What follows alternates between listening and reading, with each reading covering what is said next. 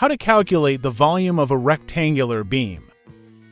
To calculate the volume of a rectangular beam, you first need to know the dimensions of the structure, which typically include the width, length, and depth. Let's say the beam has the following dimensions: width 30 centimeters, length 3 meters, depth 60 centimeters.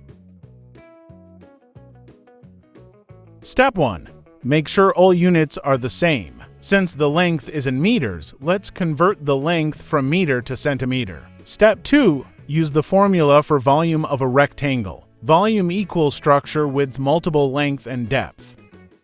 Calculate volume of rectangle. Beam. Volume equals structure with multiple length and depth. Beam width is 30 centimeters. Length 300 centimeters. Depth 60 centimeters. So volume of the beam is 540,000 cubic centimeters. 1 cubic meter equal 1 million cubic centimeters. So 540,000 cubic centimeters equals 0.5 for cubic meters.